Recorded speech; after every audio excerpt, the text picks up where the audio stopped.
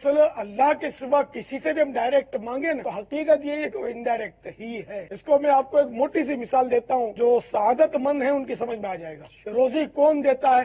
अल्लाह। कभी डायरेक्ट अल्लाह ताला से कहा कि या अल्लाह मेरी झोली में नोटे डाल दे, मेरी तनख्वाह बढ़ा दे?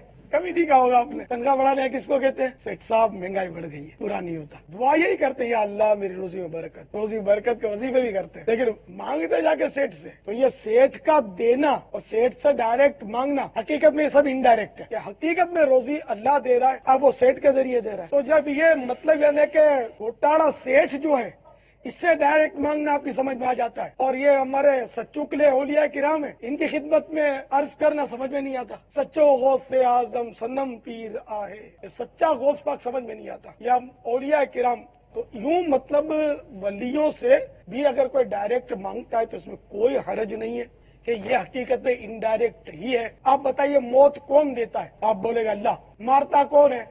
अल्लाह। ठीक है ना। तो अब किसी ने फायर कर दिया, मर गया। अब वो कोर्ट में खड़ा हो गया, जज ने बोला क्यों मारा? तो बोला मैंने थोड़ी मारा, अल्लाह मारता है जिलाता है। तो क्या जज आपकी बात मान लेगा? कभी नहीं मानेगा। बोला जल्दी इसको फांसी पे चढ़ाओ तो पागल हो गया। तो यूं अगरचे अल्लाह मारता है, अल्लाह जिलाता है, लेकिन असबाब का वो खालिक है। तो इस तरह के असबाब बनते हैं। अजान में क्या बोला जाता है? अजान चूंकि आप लोगों को हिंदी आती है, उर्दू नहीं आती, तो आप लोगों ने कभी कोशिश नहीं किया होगा, लेकिन एक बार कोशिश करो। अजान में बोला क्या जाता है? अजान में यह कहा जाता है दिन में 5 बार या 2 बार जब भी अजान होती है, अल्लाह के अलावा दूसरा और कोई भी इबादत के लायक नहीं, ये बोला जाता है। इस्लाम में अल्लाह के अलावा, खुदा के अलावा और किसी की भी इबादत करना हराम है, बोला जाता है। मदरसों में सिखाया जाता है, कुरान में लिखा है, हदीसों में लिखा हुआ है। अजान में लाउड स्पीकर से बोला जाता है। नहीं तो गूगल ट्रांसलेट करके देख लेना, अजान का मतलब सर्च करना, आपको पता चल जाएगा क्या मतलब उसमें बोला जाता है। अगर अल्लाह के अलावा किसी और की इबादत करना हराम है तो फिर मज़ारें क्यों बन रही हैं? फिर दरगाहें क्यों बन रही हैं? उत्तराखंड में देखते देखते पूरे जंगल के जंगल मजार दरगाहें कहां से बन गई? और आपकी जानकारी के लिए बता दूं, अरब में एक भी मजार नहीं है,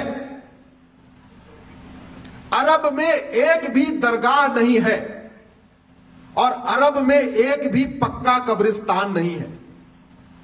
इसलिए नहीं है क्योंकि बुत परस्ती, किसी भी और के सामने सजदा करना, किसी भी और के सामने सर झुकाना, यह हराम है। अब मजार में लोग सर झुकाते हैं कि नहीं? दरगाह में झुकाते हैं कि नहीं? तो सवाल यह बनता है, जो कुरान अरब में है वही कुरान उत्तराखंड में है, वही कुरान हिमाचल में है। तो वहां अगर मजार हराम है तो भारत में हलाल कैसे हो गई? अगर अरब में दरगाह बनाना हराम है, अरब में एक भी दरगाह नहीं है, तो भारत में इतनी दरगाहें कैसे बन गई और क्यों बन रही है? अगर अरब में एक भी पक्का कब्रिस्तान नहीं है, यह भी आपको जानकारी के लिए बता रहा हूं, बड़े बड़े शेख जिनके घर में सोने की प्लेट होती है, सोने का चम्मच होता है, अरबपति खरबपति हैं, उनकी भी कब्र पक्की नहीं होती, क्योंकि पक्का कब्रिस्तान भी हराम है।